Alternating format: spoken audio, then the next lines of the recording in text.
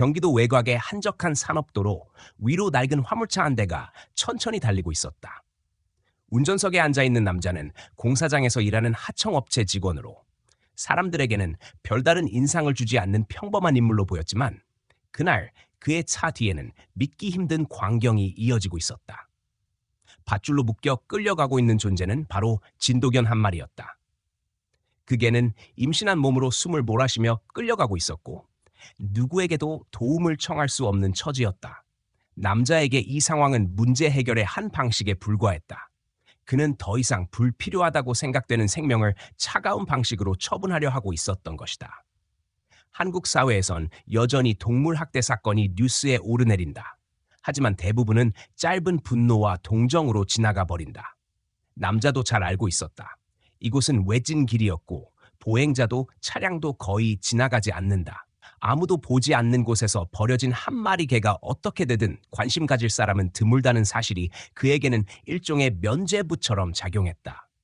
그는 더 이상 뒤돌아보지 않았다. 진도견은 이름조차 없는 떠돌이였을지 모른다. 그러나 임신한 몸은 분명 새로운 생명을 품고 있었다. 끌려가는 동안 숨소리가 거칠어지고 눈빛은 흐려졌지만 본능적으로 뱃속의 새끼들을 지키려는 마음만은 꺾이지 않았다. 그러나 그 의지는 차가운 무관심 앞에서 무력하게 짓밟히고 있었다. 한국에서 진도견은 오랫동안 충성과 용맹의 상징으로 여겨져 왔지만 지금 이 순간 그녀는 아무 가치 없는 짐짝처럼 취급되고 있었다. 남자의 머릿속에는 단순한 계산만이 자리 잡고 있었다. 더 이상 밥을 줄 필요도 치료를 고민할 필요도 없다. 그는 이 과정을 하나의 처리로 여겼다. 마치 불필요한 쓰레기를 버리듯 생명을 아무 의미 없는 물건으로 치환해버린 것이다. 그는 핸들을 잡은 손에 조금도 망설임을 두지 않았다. 사람들은 종종 동물을 가족처럼 생각한다고 말하지만 누군가에게는 끝내 책임이 되어버린다. 그리고 그 책임을 버리고자 할 때 가장 손쉬운 길은 언제나 잔혹한 방식이었다. 진도견의 고통은 멈추지 않았다. 그녀는 한국의 다른 수많은 유기견들과 다를 바 없었다. 해마다 수만 마리의 개가 버려지고 보호소는 넘쳐나며 일부는 안락사로 생을 마감한다. 그 현실 속에서 오늘의 이 끔찍한 장면은 특별한 사건이 아니라 반복되는 비극의 한 조각일 뿐이었다. 그러나 당사자인 진도견에게는 단 하나뿐인 삶의 마지막 순간이 되어가고 있었다. 차량은 일정한 속도로 계속 나아갔다. 남자의 얼굴에는 감정의 흔적조차 없었다. 길 위에 남겨지는 것은 단지 보이지 않는 자국과 흔적일 뿐이었다. 생명은 흔적이 아닌데 그는 흔적처럼 취급했다. 사람들에게 있어 동물은 종종 위로가 되고 친구가 되지만 누군가에게는 그저 귀찮은 짐이었다. 남자는 후자였고 그는 지금 그 짐을 제거하는 중이었다. 그 길은 몇 킬로미터나 이어졌다. 농가도 없고 상점도 없는 외딴 길이었다. 남자는 이 길을 선택한 이유를 잘 알고 있었다. 목격자가 없고 도움을 청할 리도 없다. 바로 그 점이 그에게는 완벽한 조건이었다. 사회가 무관심할수록 이런 행위는 더욱 쉽게 감춰졌다. 한국 사회가 빠르게 발전했지만 여전히 가장 약한 존재들은 무대 뒤에서 잔인하게 사라져가곤 한다.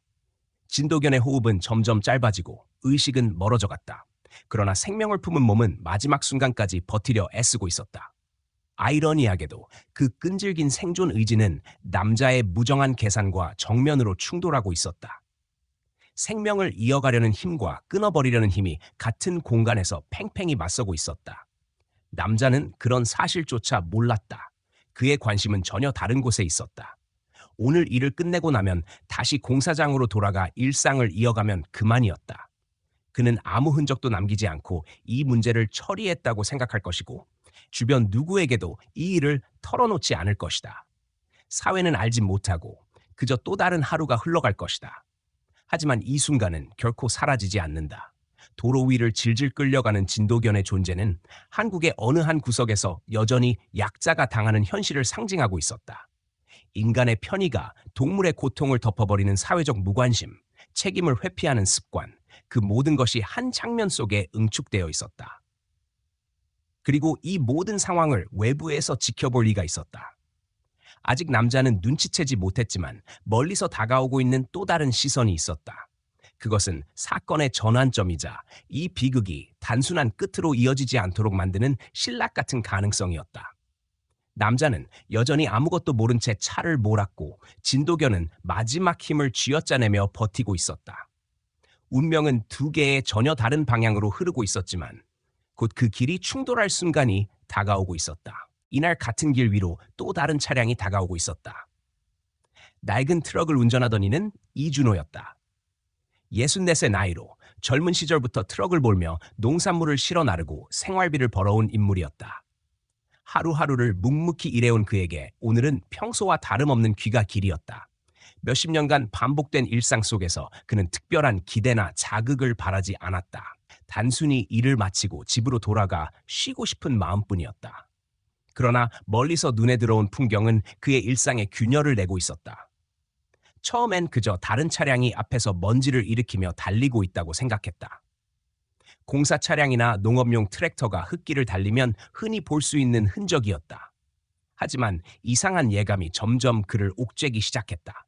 뭔가가 차 뒤에서 매달려 끌려가고 있는 듯한 어렴풋한 형체가 시야에 들어왔다. 경험 많은 눈은 금세 그 낌새를 잡아냈다. 단순한 짐이 아니었다. 트럭의 속도를 조금 줄이며 그는 눈을 크게 떴다. 믿을 수 없는 광경이 점점 선명해졌다. 차 뒤에 밧줄로 묶인 무언가가 계속 바닥을 스치며 끌려가고 있었고 그것은 다름 아닌 한 마리의 개였다. 순간적으로 숨이 멎는 듯한 충격이 밀려왔다. 진도견이었다. 몸이 부풀어 보이는 것으로 보아 임신한 상태라는 것도 단번에 알 수 있었다. 이준호는 당황스러움과 분노 사이에서 갈피를 잡지 못했다. 이런 장면은 텔레비전 뉴스에서나 볼 수 있는 극단적 학대의 사례라고만 생각해왔다. 그러나 지금 그의 눈앞에서 그 생생한 현실이 펼쳐지고 있었다. 그는 즉시 가속 페달을 밟아 그 차량에 따라붙고 싶은 충동을 느꼈다. 학대를 중단시키고 싶다는 절박함이 치밀었다. 하지만 동시에 오래 살아오며 체득한 신중함이 그를 잡아끌었다. 앞에 운전자가 어떤 성격인지, 어떤 반응을 보일지 알 수 없는 상황이었다. 무작정 달려들었다가는 더 큰 위험을 불러올 수도 있었다. 그는 몇 번이나 마음속으로 씨름했다. 직접 막아설 것인가, 아니면 다른 방법을 모색할 것인가. 손주들이 늘 말하곤 했다. 할아버지는 고집세고 쉽게 물러서지 않는 분이라고. 그러나 지금 그 고집이 단점이 아니라 누군가를 구할 수 있는 힘이 될 수 있음을 그는 직감했다. 진도견은 단순한 동물이 아니었다. 지금 이 순간 그에게 의지할 수 있는 유일한 존재였다. 그는 결심했다. 즉각적인 대결 대신 일정한 거리를 두고 뒤따르기로 했다. 그렇게 하면 상황을 계속 주시하면서도 불필요한 충돌을 피할 수 있었다. 차 안에서 그는 눈을 떼지 않았다. 개의 몸부림 하나하나가 그의 가슴 속에서 분노의 불꽃을 키웠다. 어떻게 인간이 이렇게까지 잔혹해질 수 있는지 이해할 수 없는 질문이 머릿속을 메웠다. 그러던 중 더 큰 사실이 눈에 들어왔다. 그 개는 단순히 지쳐 쓰러져가는 것이 아니었다. 뱃속에 생명을 품고 있었다. 임신한 진도견이 끌려가고 있었던 것이다. 그 순간 그의 안에서 뜨거운 것이 치밀어 올랐다. 이는 단순히 한 생명의 문제가 아니었다. 태어나지도 못한 작은 존재들까지 함께 희생당하고 있었다. 그는 이 상황이 절대 용납될 수 없다고 느꼈다. 트럭은 계속해서 거리를 유지하며 따라갔다. 이준호는 머릿속으로 끊임없이 계획을 세웠다. 어떻게 하면 개를 구할 수 있을지, 어떻게 하면 가해자를 막을 수 있을지. 나이는 들었지만 그의 마음은 여전히 정의감으로 뜨거웠다. 그 정의감이 지금 그의 발걸음을 이끌고 있었다. 앞에 차량은 속도를 일정하게 유지하다가 갑자기 조금씩 줄이기 시작했다. 이제 목적지에 가까워진 듯 보였다. 이준호는 긴장했다. 이 일이 끝까지 이어지면 걔는 결국 버려지거나 죽음을 맞을 것이 분명했다. 그는 트럭을 멈추지 않고 조심스럽게 따라갔다. 어떤 결말이 기다리고 있을지 몰랐지만 한 가지는 확실했다. 오늘 이 자리에서 등을 돌리면 그는 평생 스스로를 용서하지 못할 것이다. 마침내 앞에 차량이 멈추었다. 드넓은 빈터였다. 주변에는 아무것도 없었다. 이준호는 재빨리 판단을 내렸다. 가까이 다가가는 대신 안전한 거리를 두고 나무 그늘에 차를 세웠다. 숨소리가 거칠어졌다. 그는 긴장으로 몸이 굳어드는 것을 느끼면서도 시선을 놓지 않았다. 지금부터 벌어질 광경이 그의 인생을 송두리째 바꿀 수 있음을 직감하고 있었다. 앞차에서 남자가 내렸다. 개를 묶고 있던 밧줄을 풀어내자마자 마치 쓸모없는 물건을 차버리듯 발길질을 했다. 개는 거의 움직이지 못했고 이미 지쳐 쓰러진 상태였다. 뒷다리는 부자연스러웠고 배는 수많은 상처로 뒤덮여 있었다. 남자는 짧게 무언가를 내뱉더니 그대로 차에 다시 올라탔다. 그리고 흙먼지를 남기고 사라졌다. 이준호는 손을 꽉 쥐었다. 심장이 터질 듯 뛰고 있었지만 그는 차에서 내려 앞으로 나가지 않았다. 가해자가 완전히 시야에서 사라질 때까지 기다려야 했다.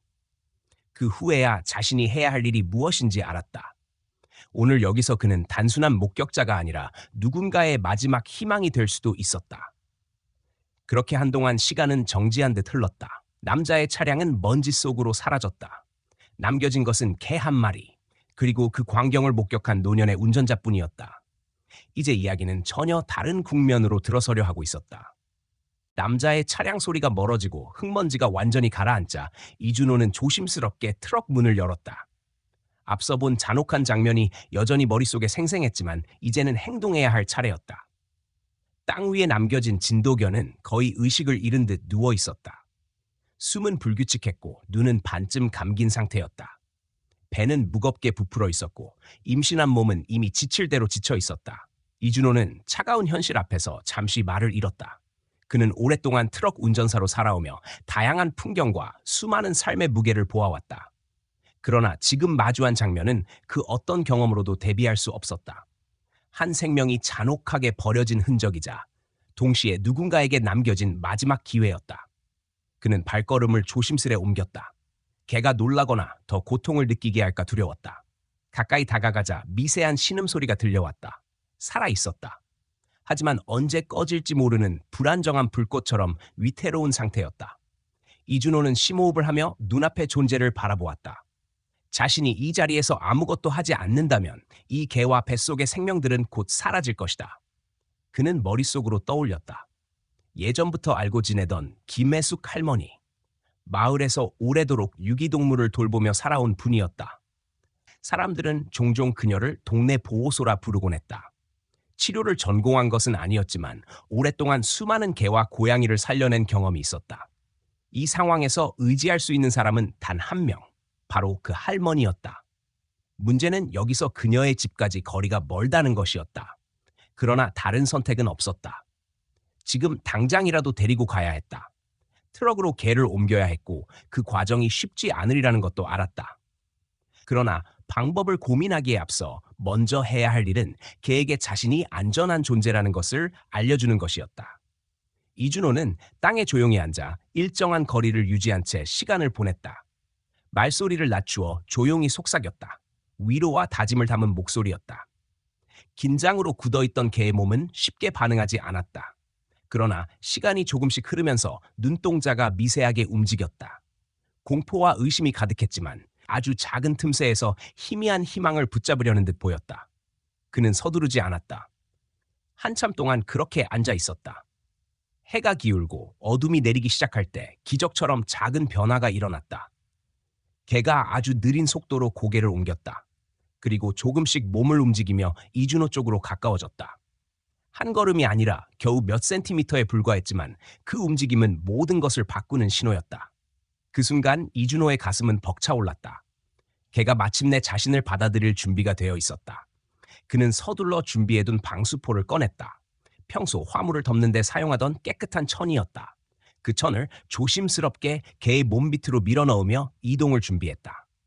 과정은 쉽지 않았다. 개는 여전히 고통 속에 있었고 조금만 움직여도 신음이 터져 나왔다. 그러나 도망치려 하지는 않았다. 그것이 곧 신뢰의 증거였다. 이준호는 온 힘을 다해 방수포 끝을 붙잡고 끌어당겼다. 무게가 만만치 않았다. 진도견의 몸 자체도 크고 무거웠지만 임신한 상태라 더욱 힘들었다. 그러나 그는 포기하지 않았다. 땀이 흘렀고 호흡은 거칠어졌지만 그의 눈에는 오직 한 가지 목표만 있었다. 개를 살려야 한다는 것. 그것뿐이었다. 트럭까지의 거리는 짧지 않았다. 몇 미터를 이동할 때마다 그는 잠시 멈춰 개의 상태를 확인했다. 호흡이 끊기지 않았는지, 눈빛이 여전히 살아있는지, 그리고 다시 힘을 모아 조금씩 앞으로 나아갔다. 오랜 시간에 걸쳐 마침내 트럭 옆에 도착했을 때 그의 몸은 지쳐 있었지만 마음만큼은 단단히 버티고 있었다. 이제 마지막 난관이 남았다. 방수포 위의 개를 트럭 짐칸으로 옮겨야 했다. 평생 무거운 짐을 날라온 경험이 있었기에 그는 방법을 알고 있었다. 허리를 쓰지 않고 다리에 힘으로 들어 올리며 최대한 흔들림을 줄였다. 개가 고통을 더 느끼지 않도록 한순간도 손에서 힘을 놓지 않았다. 결국 긴 사투 끝에 진도견은 트럭 짐칸에 올라섰다. 방수포로 덮어 따뜻하게 보호해주자 그녀는 미약한 숨을 몰아쉬며 눈을 감았다. 이준호는 깊은 숨을 내쉬었다. 이제 막 시작일 뿐이었다. 하지만 가장 중요한 첫걸음을 내디뎠다는 사실이 그를 지탱했다. 시동을 걸고 핸들을 잡는 순간 그는 마음속으로 다짐했다. 끝까지 책임지겠다고. 버려진 이 생명을 결코 혼자 두지 않겠다고. 트럭은 조용히 길을 벗어나 달리기 시작했다. 그 안에는 이제 단순한 화물이 아닌 산과 죽음의 경계에 놓인 존재가 함께 있었다. 이준호는 핸들을 꼭 쥐며 머릿속으로 김혜숙 할머니의 집을 떠올렸다. 그곳이야말로 이 개와 뱃속의 작은 생명들에게 마지막 희망이 될 수 있는 유일한 곳이었다. 밤은 점점 깊어갔다. 그는 더 이상 망설이지 않았다. 이제 자신이 할 수 있는 모든 것을 다해 앞으로 나아가야 했다. 오늘 이 길 위에서 본 장면은 결코 지워지지 않을 것이고 그의 삶을 송두리째 바꾸어 놓을 것이다. 하지만 그 변화가 절망이 아니라 희망이 되도록 만드는 것은 바로 지금 그의 선택에 달려 있었다. 이준호는 핸들을 꽉 잡은 채 속도를 조금 올렸다. 머릿속에는 오직 한 사람만 떠올랐다. 오래전부터 알고 지내던 김혜숙. 그는 젊었을 때부터 마을 사람들에게 꾸준히 도움을 주던 그녀의 삶을 잘 알고 있었다. 남들이 귀찮아하는 버려진 개나 고양이를 돌보며 살아온 사람이었다. 사람들은 해숙을 동네의 기이한 인물이라 부르기도 했지만 정작 힘들 때 의지하는 것도 결국 그녀였다. 지금 이 순간 준호가 믿을 수 있는 사람은 오직 그뿐이었다. 짐칸에서 들려오는 미약한 숨소리는 그의 마음을 다그쳤다. 차 안에선 라디오조차 켜지 않았다. 오직 개의 상태를 확인하기 위해 틈틈이 거울을 들여다볼 뿐이었다. 방수포 속에서 작은 움직임이 있을 때마다 심장이 철렁 내려앉았다. 그는 몇 번이고 스스로에게 되뇌었다. 조금만 더 버텨라. 곧 도착한다. 길은 멀었고 시간은 점점 늦어졌다. 하지만 그는 포기할 수 없었다. 집까지 데려가는 것은 무리라고 판단했다. 2시간이 넘는 거리를 견딜 수 없을 것 같았다.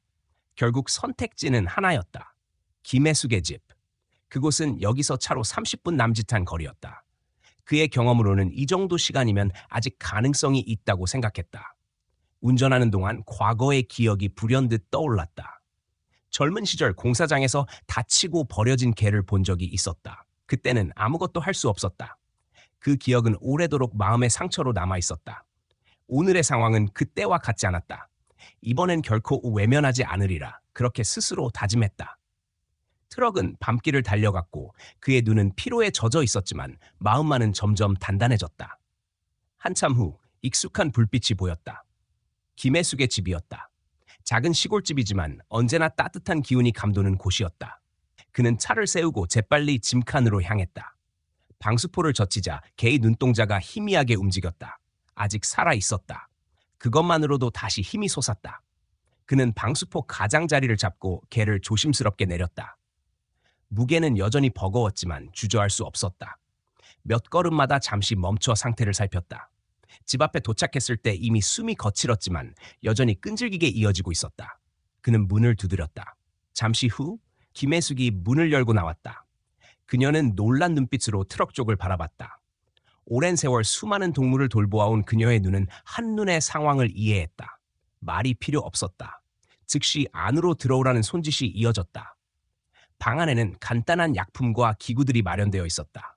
그 누구도 병원이라 부르지 않았지만 사실상 작은 보호소와 다름없었다. 그는 방수포를 펼치고 개를 내려놓았다. 해숙은 빠르게 상태를 살폈다. 손길은 익숙했고 표정은 진지했다. 임신한 상태라는 것을 확인하는데 오래 걸리지 않았다. 배는 이미 단단히 뭉쳐 있었고 진통의 징후가 서서히 나타나고 있었다. 이준호의 가슴이 철렁 내려앉았다. 지금까지 버티는 것도 기적이었는데 이제 출산이 다가오고 있었다. 상처와 고통 속에서 이겨낼 수 있을까? 그는 눈앞이 아득해졌다. 하지만 해숙은 단호했다. 아직 포기할 단계가 아니라고. 할 수 있는 만큼 해보자고. 그녀는 빠르게 물을 준비하고 상처 부위를 닦아내기 시작했다. 피와 흙이 엉켜 있었고 몸은 이미 탈진 상태였다. 하지만 걔는 여전히 희미하게 눈을 뜨고 있었다. 그 눈동자 속에는 공포와 고통이 뒤섞여 있었지만 동시에 살아남으려는 의지가 희미하게 비쳤다. 시간은 숨막히게 흘러갔다.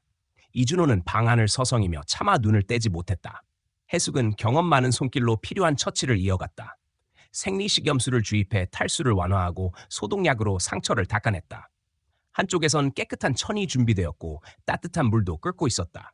결국 작은 신호가 찾아왔다. 개의 몸이 크게 떨리며 진통이 시작된 것이다.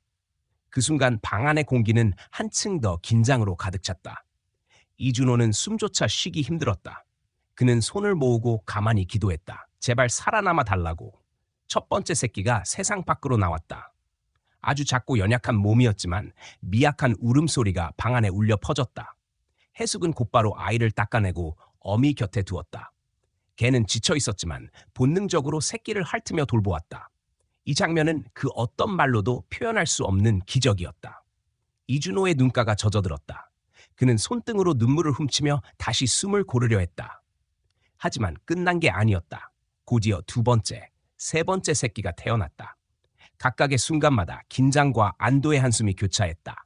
마침내 방 안에는 어미와 세 마리의 새끼가 함께 있었다. 고통 속에서도 어미는 아이들을 감싸 안듯 지켜보고 있었다.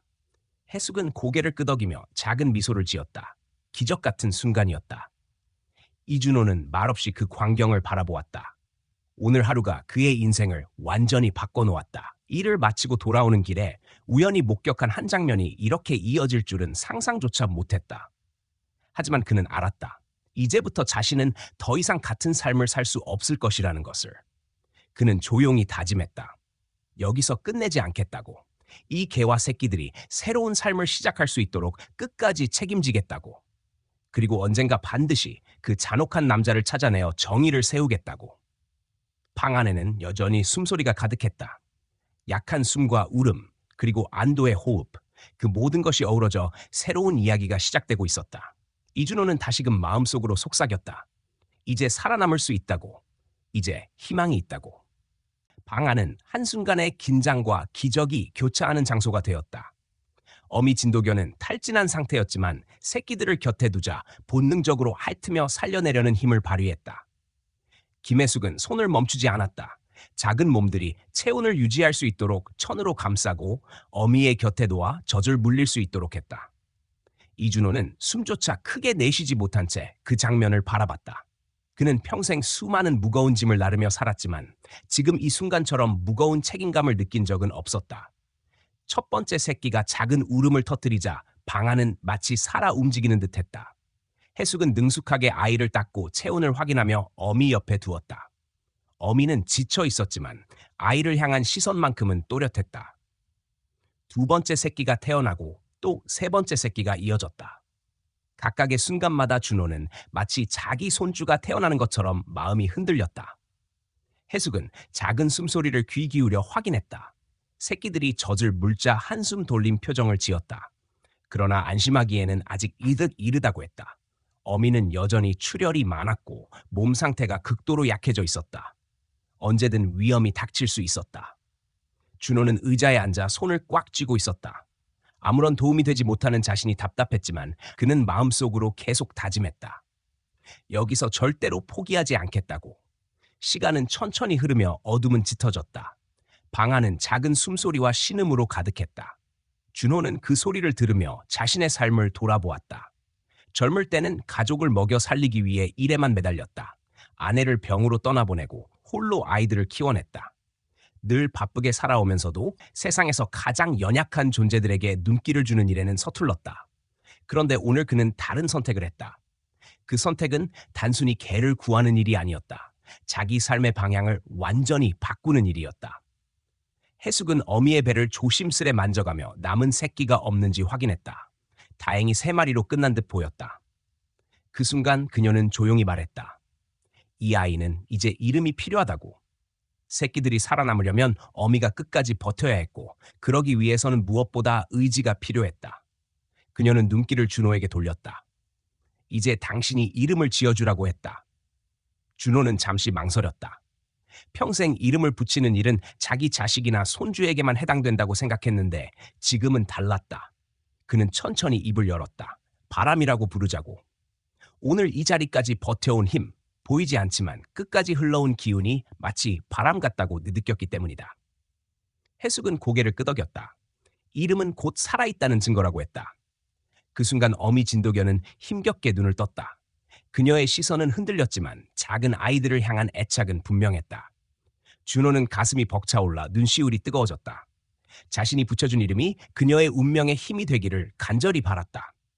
밤은 길었고 저 앞 출산의 여파는 여전히 어미의 몸을 짓눌렀다. 해숙은 약간의 약품을 사용해 출혈을 줄이고 상처 부위를 다시 소독했다. 준호는 옆에서 물을 건네고 천을 가져오며 작은 도움을 보탰다. 그는 오랫동안 중노동을 하며 살아온 몸이었지만 지금처럼 긴장한 적은 없었다. 이 순간은 단순한 구조가 아니었다. 누군가의 새로운 시작을 지키는 일이었다. 새끼들은 어미 곁에서 힘겹게 젖을 빨았다. 작은 몸짓 하나하나가 살아있음을 증명했다. 준호는 손으로 얼굴을 가리고 조용히 눈물을 흘렸다. 그는 다시 한번 다짐했다. 오늘 이 일을 결코 잊지 않겠다고. 자신이 본 잔혹함을 세상에 알리고 이 생명들이 안전하게 살아갈 수 있도록 끝까지 책임지겠다고. 새벽 무렵 방 안은 한층 조용해졌다. 새끼들은 어미 품에서 잠들었고 어미는 간신히 눈을 감았다.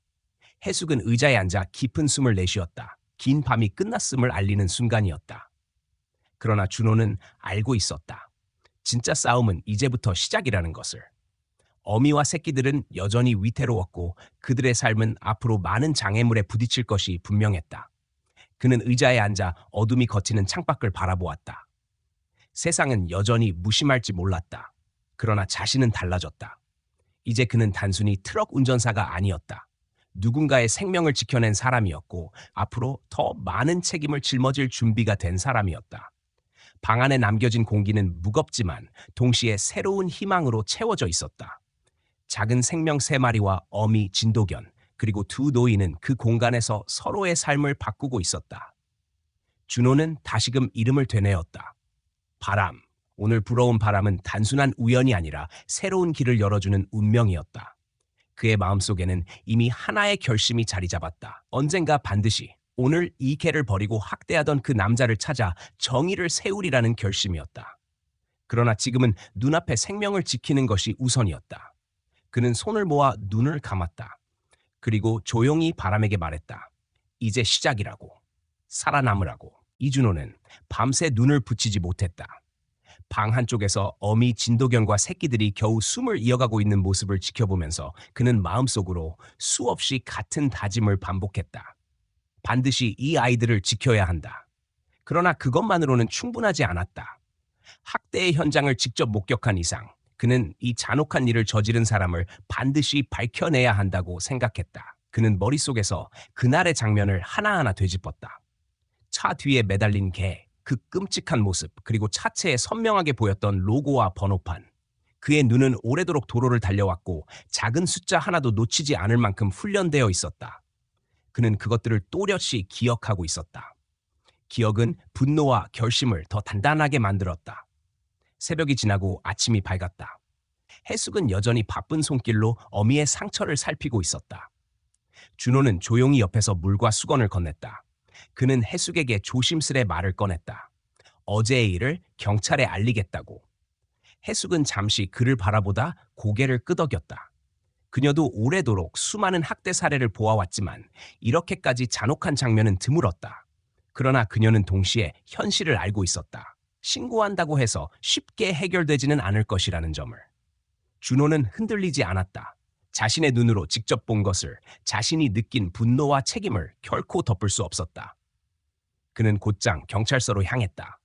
낡은 트럭은 천천히 시내로 들어갔고 그 속에서 그의 마음은 점점 무거워졌다. 하지만 발걸음을 멈추지 않았다. 이제는 되돌릴 수 없는 길 위에 서 있었다. 경찰서에 도착한 그는 곧장 데스크로 갔다. 담당 형사에게 어제 목격한 일을 차분히 설명했다. 차 뒤에 묶인 진도견이 어떻게 끌려갔는지, 어디에서 버려졌는지, 그리고 무엇보다 차량의 번호판과 회사 로고까지 세세히 전달했다. 형사의 표정은 복잡했다. 그는 메모를 하며 고개를 끄덕였지만 말투는 조심스러웠다. 상대가 지역에서 영향력이 큰 회사라는 사실을 언급하며 수사가 쉽지 않을 수 있다고 했다. 준호의 얼굴에 굳은 결심이 드러났다. 그는 목소리를 낮추었지만 한마디 한마디가 분명했다. 돈이나 권력이 있다고 해서 이런 짓을 눈 감아줄 수는 없다고. 내가 직접 본 사실을 기록해달라고. 그는 서류에 서명했고 모든 내용을 진술서에 적어냈다. 순간 그의 손은 떨렸지만 두려움 때문이 아니라 억눌린 분노 때문이었다. 며칠이 흘렀다. 경찰은 회사 측에 확인을 요청했으나 돌아온 답은 부정뿐이었다. 해당 날에는 모든 차량이 차고에 있었다는 것이었다. 마치 아무 일도 없었던 것처럼 기록이 맞춰져 있었다. 증거는 사라졌고 목격자는 오직 이준호 혼자였다. 그는 답답함에 숨이 막혔다. 그러나 포기하지 않았다. 그때 뜻밖의 소식이 들려왔다. 회사의 한 젊은 직원이 익명으로 경찰에 연락을 해왔다. 그는 오래전부터 현장에서 일해온 관리자가 동물을 자주 학대해왔다는 사실을 알고 있었다. 이번 사건 역시 그 사람의 소행임이 분명하다고 말했다. 그러나 두려움 때문에 이름을 밝히지 못했다. 준호는 그 소식을 듣고 마음이 무거워졌다. 또 다른 증언이 필요했다. 혼자의 힘으로는 부족했다. 며칠 뒤 그는 다시 경찰서를 찾았다. 담당 형사와 마주 앉은 그는 단호하게 말했다. 시간이 걸리더라도 끝까지 파헤쳐 달라고. 형사는 한숨을 쉬며 고개를 끄덕였다. 사건을 쉽게 무마하려 했던 처음과는 달리 준호의 끈질긴 태도가 그를 움직이고 있었다. 경찰이 수사를 이어가는 동안 준호는 다시 해숙의 집으로 돌아갔다. 바람과 새끼들은 여전히 위태로웠지만 조금씩 살아나고 있었다. 새끼들은 젖을 빠는 힘이 강해졌고 어미는 여전히 힘겹지만 그 곁을 지키고 있었다. 준호는 그 모습에서 새로운 결심을 얻었다. 이 생명들이 살아남기 위해서는 자신이 더 강해져야 한다고. 밤마다 그는 트럭 안에서 스스로에게 묻곤 했다. 왜 지금까지 이런 일을 외면했는지, 왜 사회는 약한 존재의 고통에 무심했는지. 그러나 동시에 그는 알았다. 누군가는 시작해야 한다는 것을. 그리고 그 시작은 바로 자신이라는 것을. 며칠 후 경찰은 추가 증언을 확보했다. 회사에서 일하던 또 다른 직원이 용기를 내어 입을 열었다. 그 관리자가 동물들을 학대하는 장면을 여러 번 보았다고 했다. 결국 사건은 더 이상 묵살될 수 없었다. 이 소식을 들은 준호는 가슴이 벅차올랐다. 작은 목소리가 모여 결국 진실을 드러낼 수 있다는 사실이 희망을 주었다. 그는 다시 한번 해숙의 집을 찾았다. 바람과 새끼들이 그의 발소리에 반응하듯 몸을 움찔거렸다. 그는 조용히 다가가 속으로 중얼거렸다. 이제 시작이라고. 너희를 해친 자를 그냥 두지 않겠다고. 그날 밤 그는 깊은 숨을 들이마셨다. 인생의 후반부에 들어선 자신이 아직 해야 할 일이 남아있다는 사실이 그를 뜨겁게 만들었다. 정의는 쉽지 않았지만 끝내 도달해야 할 목표였다. 바람과 새끼들이 곁에서 살아가는 한 그는 그 길을 절대 멈추지 않을 것이었다. 수사가 본격적으로 진행되면서 사건은 예상보다 빠르게 지역사회의 주목을 받았다. 경찰은 회사 현장을 직접 방문했고 오랫동안 침묵하던 직원들 중 일부가 용기를 내어 입을 열기 시작했다. 그들은 관리자의 폭력적인 성향을 알고 있었고 현장에서 여러 차례 동물 학대를 목격했다고 증언했다. 이로써 사건은 단순한 소문이 아니라 분명한 사실로 자리 잡았다. 이준호는 매일같이 경찰서와 연락을 이어갔다. 그의 목소리에는 지치지 않는 결심이 담겨 있었다. 그는 학대 현장을 본 유일한 외부인이었고 끝까지 진술을 이어갔다. 경찰은 더 이상 사건을 무시할 수 없었다. 결국 관리자는 정식으로 조사 대상에 올랐다. 회사 측은 처음에는 강하게 부인했지만 내부에서 흘러나온 증언과 기록은 거짓말을 무너뜨렸다. 결정적인 날이 찾아왔다. 경찰은 학대 혐의로 관리자를 체포했다. 체포 당시 그는 여전히 무표정한 얼굴로 자신은 잘못이 없다고 주장했다. 그러나 조사실에서는 조금씩 균열이 드러났다. 그는 오랫동안 동물을 귀찮은 존재로 여겨왔고 이번에도 단순히 치워야 할 장애물로 생각했다고 말했다. 반성은 없었다. 오히려 정당화하려는 태도만이 남아있었다. 이 소식이 지역 언론에 전해지자 사람들의 분노는 걷잡을 수 없이 커졌다. 기사 제목은 연일 임신한 진도견 학대 사건을 다루었고 주민들은 온라인에서 가해자와 회사를 강하게 비판했다. 사회관계망에는 동물도 생명이다. 끝까지 책임져야 한다는 글들이 잇따라 올라왔다. 그동안 무심했던 사람들도 이 사건을 계기로 문제의 심각성을 깨닫기 시작했다. 준호는 이 모든 과정을 지켜보며 감정이 벅차올랐다. 그는 단순히 신고를 한 것이 아니라 결국 세상의 문제를 드러내는 역할을 해낸 셈이었다. 그러나 동시에 마음 한켠은 무거웠다. 사건이 법정으로 넘어가더라도 우리 사회에서 동물 학대에 대한 처벌은 대개 가볍다는 현실을 너무나 잘 알고 있었기 때문이다. 벌금이나 사회봉사 몇 시간으로 끝나는 경우가 허다했다. 그럴 경우 다시 같은 일이 반복될 수밖에 없었다. 법정은 많은 이들의 시선을 모았다.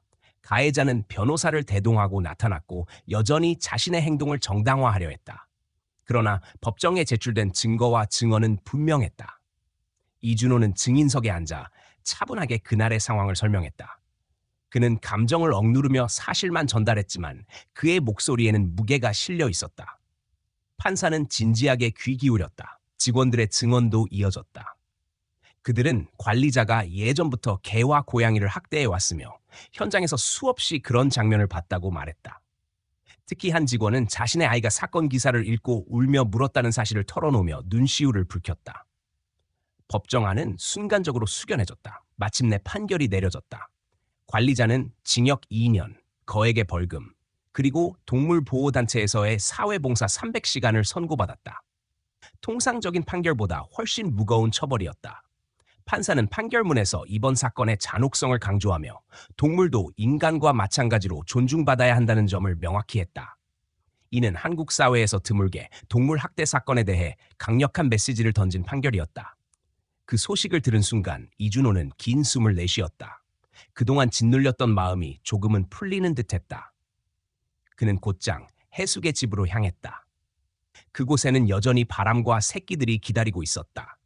그는 새끼들이 힘차게 뛰노는 모습을 바라보며 중얼거렸다. 이제 조금은 안전해졌다고. 그러나 아직 끝난 것은 아니었다. 언론은 판결 이후에도 사건을 계속 다뤘다. 기자들은 이준호와 해숙을 찾아와 인터뷰를 요청했다. 처음에는 거절하려 했지만 그는 곧 생각을 바꿨다. 이 일이 단순히 한 사건으로 끝나서는 안 된다고 믿었기 때문이다. 그는 카메라 앞에서 차분히 말했다. 누구나 이런 장면을 목격한다면 행동해야 한다고. 외면하는 순간 더 많은 희생이 생긴다고. 사람들의 반응은 뜨거웠다. 온라인에는 응원의 메시지가 쏟아졌다. 용기 있는 행동에 감사한다. 이런 분들이 있어 세상이 바뀐다는 글이 이어졌다. 준호는 쑥스러웠지만 마음 한편에서는 기쁨이 밀려왔다. 평생 평범한 트럭 운전사로 살아왔지만 이제는 누군가의 목소리를 대변하는 역할을 하게 되었다. 해숙은 그 옆에서 미소를 지었다. 그녀는 오랫동안 버려진 동물을 돌보며 때로는 지치고 외로웠다. 그러나 이번 사건을 통해 자신이 해온 일이 헛되지 않았음을 느꼈다. 그리고 준호와 함께라면 앞으로 더 많은 생명을 구할 수 있으리라는 확신이 생겼다. 바람은 여전히 어미 곁에서 새끼들을 지켜보고 있었다. 작은 몸들은 점점 튼튼해졌고 세상에 대한 호기심으로 가득 차 있었다. 준호는 그들을 보며 다시 다짐했다. 오늘의 판결은 끝이 아니라 시작이라고. 사회가 조금씩 변하듯 자신 역시 앞으로도 변화를 만들어갈 사람이 되어야 한다고. 그날 밤 그는 오랜만에 깊은 잠에 빠졌다. 오랫동안 마음을 짓눌렀던 분노와 불안이 조금은 사라졌기 때문이었다. 하지만 그의 꿈속에는 여전히 바람의 눈빛이 아른거렸다. 그 눈빛은 단순한 동물이 아니라 이제 그에게 새로운 사명과 책임을 일깨워주는 존재였다. 아침이 밝자 그는 다시 트럭에 올랐다. 바람과 새끼들을 위해, 또 앞으로 마주할 수많은 생명들을 위해. 그의 삶은 이미 다른 길 위에 서 있었다. 그것은 후회가 아니라 가장 값진 선택이었다. 준호는 재판이 끝난 뒤에도 마음을 놓지 않았다.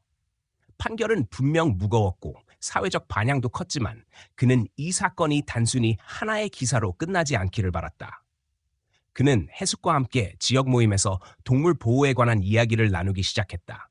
그들의 이야기는 곧 사람들의 귀에 닿았고 마을 주민들은 조금씩 변하기 시작했다. 버려진 동물을 보면 예전 같으면 지나쳤을 사람들도 이제는 신고하거나 도움을 요청했다. 변화는 크지 않았지만 분명히 존재했다. 바람과 새끼들은 무럭무럭 자라났다.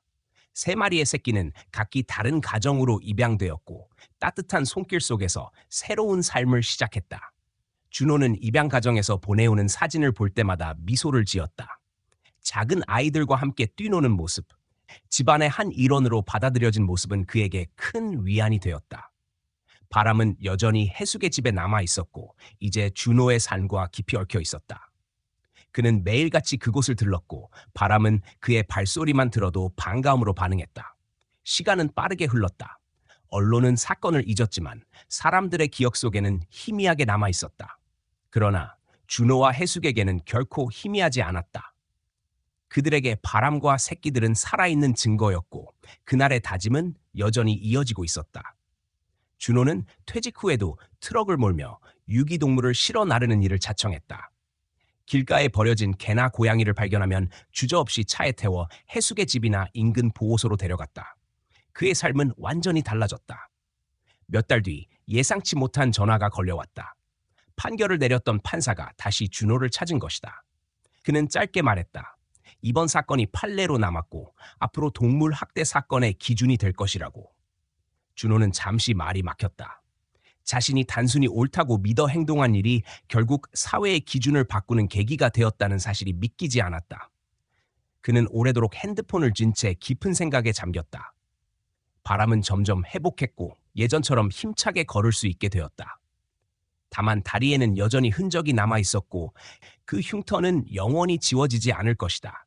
그러나 준호는 그 흉터를 볼 때마다 다시 다짐했다. 결코 외면하지 않겠다고. 세상은 무심할 수 있지만 자신만큼은 끝까지 지켜야 한다고. 6달이 지난 어느 날 준호는 새로운 부름을 받았다. 마을 사람 중 한 명이 고양이를 길가에 버리고 갔다는 소식이었다. 그는 주저하지 않고 트럭에 올랐다. 바람도 그와 함께였다. 이제 바람은 단순히 구조된 동물이 아니라 그의 동반자이자 동료였다. 그들은 함께 현장으로 향했고 고통받는 또 다른 생명을 품에 안았다. 그 순간 준호는 깨달았다. 인생의 마지막 길에서 그는 새로운 사명을 얻었다는 것을. 그것은 단순한 취미나 봉사가 아니라 누군가에게는 산과 죽음을 가르는 일이었다. 그날 밤 그는 해숙의 집 마당에 앉아 하늘을 바라보았다. 바람은 그의 옆에 누워 있었고 새끼들은 이미 각자의 가정에서 행복하게 살고 있었다. 그는 휴대폰을 열어 입양된 새끼 중 하나의 사진을 다시 꺼내보았다. 한 소녀가 강아지를 안고 잠든 모습이었다. 그 미소 속에는 두려움도 상처도 없었다. 단지 안전과 사랑만이 가득했다. 준호는 깊은 숨을 내쉬며 마음속으로 중얼거렸다. 모든 것은 작은 선택에서 시작되었다. 그날 길 위에서 외면하지 않았던 순간 그의 삶은 바뀌었고 수많은 생명에게 새로운 기회가 주어졌다. 사람들은 말한다. 나이 들면 인생은 마무리라고. 그러나 그는 알았다. 진짜 의미는 끝이 아니라 새롭게 시작되는 곳에 있다는 것을. 이야기는 끝났지만 그의 길은 계속 이어졌다. 그는 이제 더 이상 혼자가 아니었다. 바람과 함께 그리고 마음을 움직인 수많은 이들과 함께 그는 매일같이 같은 다짐을 되뇌었다. 세상은 여전히 무심할 수 있다. 그러나 누군가 단 한 번이라도 멈춰서서 손을 내밀 때 절망은 희망으로 바뀔 수 있다. 그리고 그 작은 행동이 세상을 조금 더 따뜻하게 만든다. 결국 사람을 사람답게 만드는 것은 거창한 성취가 아니라 가장 약한 존재를 향한 한순간의 용기와 책임감이라는 것을 그는 온몸으로 증명해냈다. 오늘 저희의 이야기를 끝까지 관심을 가지고 들어주신 모든 분들께 진심으로 감사의 말씀을 드립니다. 오늘 함께 나눈 이야기는 단순히 한 사람과 한 마리 동물의 운명이 바뀐 사건이 아니라 우리 사회가 반드시 되새겨야 할 교훈을 담고 있습니다. 가장 약한 존재의 고통 앞에서 우리가 어떤 선택을 하느냐가 결국 인간다운 삶을 결정짓는다는 사실을 다시 한번 느낄 수 있었습니다. 외면하지 않고 멈추어 서서 손을 내미는 작은 용기가 세상을 변화시킨다는 것을 보여준 이야기였습니다. 이런 이야기를 통해 우리는 서로에게 더 따뜻한 사람이 될 수 있고 무심했던 일상 속에서 스스로를 돌아보게 됩니다. 비록 작은 행동일지라도 누군가에게는 생명을 지켜주는 희망이 될 수 있다는 점을 잊지 않았으면 합니다. 앞으로도 저희는 이런 의미 있는 이야기들을 전하며 함께 생각하고 나누는 시간을 이어가고자 합니다. 여러분의 관심과 응원이 큰 힘이 됩니다. 영상을 보신 후 마음에 와 닿으셨다면 좋아요를 눌러주시고 아래에 소중한 의견과 느낀 점을 남겨주시면 큰 격려가 될 것입니다. 그리고 채널을 구독해 주신다면 앞으로도 더 많은 이야기와 메시지를 함께 나눌 수 있습니다. 다시 한번 진심으로 감사드리며 오늘 하루도 따뜻하고 값진 시간이 되시기를 바랍니다.